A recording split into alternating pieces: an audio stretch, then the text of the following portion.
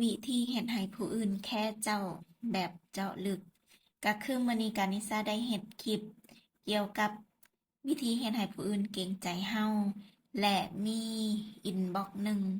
เป็นการส่วนตัวเขาเจ้าถามนิสาว่าอยากให้เขาแค่เราและเกรงใจเรานี่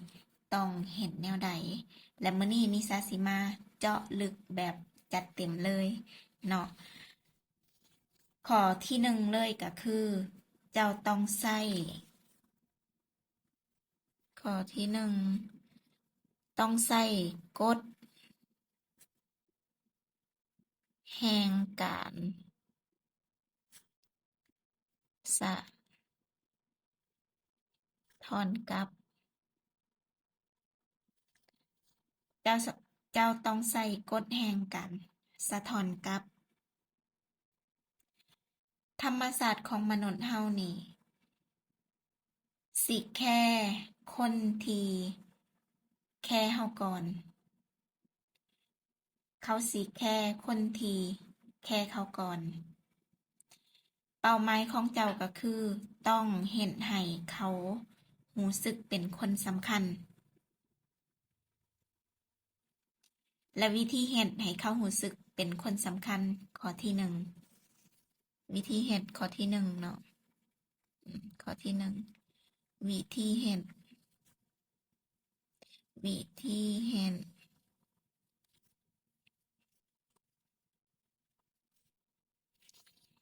ต้องฟังแบบตั้งใจ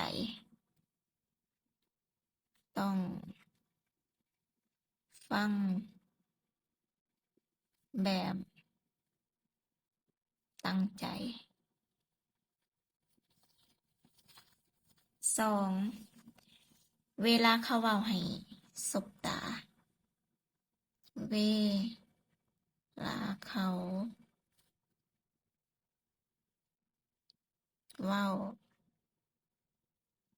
ให้สบตาสามเวลาเขาเว้า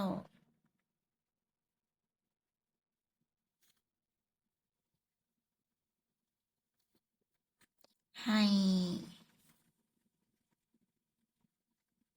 เจ้าเงึกหัวนำหน่อยหนึ่ง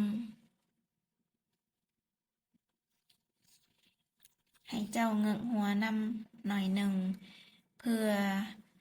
เฮ็ดให้เขารู้สึกแบบว่าเราตั้งใจฟังเราแบบเราแค่เขาเจ้าแล้วก็สี่จือรายละเอียดเล็กน้อย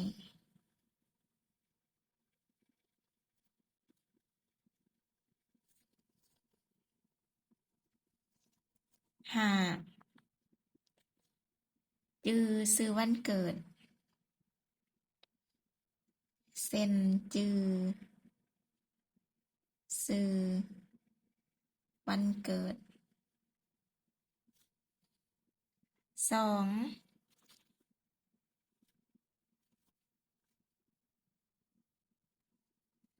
จือสิ่งที่เขามักและอยากได้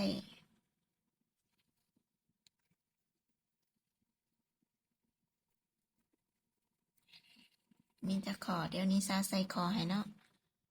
หนึ่งสองสามสี่ห้า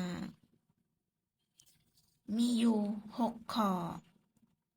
ให้เจ้าเอา6ข้อนี้ไปใช้รับรองว่าเขาสิประทับใจเจ้าแน่นอนรับรองว่าเขาสิแบบ